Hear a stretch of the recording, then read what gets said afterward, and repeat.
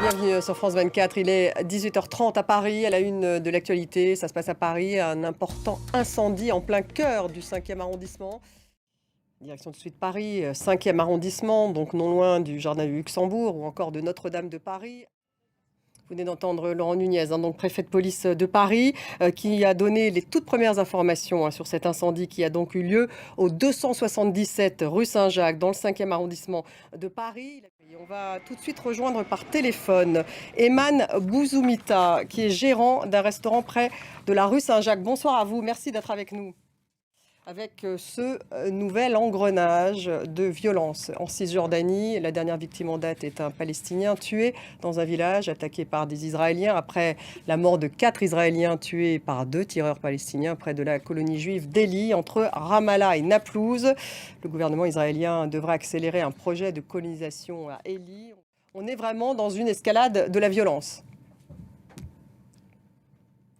Bonsoir. Merci Claire Duhamel en direct de Jérusalem. Et on retourne tout de suite à Paris, donc au 277 rue Saint-Jacques où a eu lieu donc cette explosion avec cet effondrement partiel d'un immeuble. 16 victimes, je vous le disais, dont 7 dans un état très grave. On va passer à cette autre actualité qui va dominer d'ailleurs les journées de demain et après-demain à Paris. Actualité d'ordre politique et économique puisqu'il s'agit de ce nouveau pacte financier mondial. Un sommet de 2 jours donc, qui est prévu dans la capitale avec une cinquantaine de chefs d'État mais aussi des représentants d'institutions internationales et de la société civile. L'objectif, c'est d'imaginer un nouveau système financier mondial. À quoi peut ressembler ce nouveau pacte mondial en pleine fragmentation du monde? Est-ce que ça signifie que le multilatéralisme n'est pas mort? Oui. Merci beaucoup Gauthier. On va suivre bien sûr ce sommet pendant 2 jours à partir de demain donc à Paris.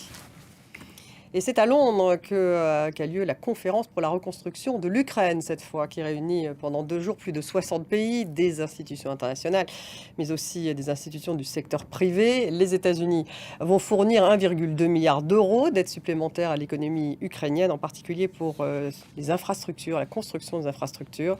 L'Ukraine qui a appelé les pays occidentaux à consentir à une nouvelle aide de 5,5 milliards d'euros est à Neji. Et on va parler du voyage du Premier ministre indien aux États-Unis avec Johanna Citruk. C'est dans l'économie et c'est tout de suite.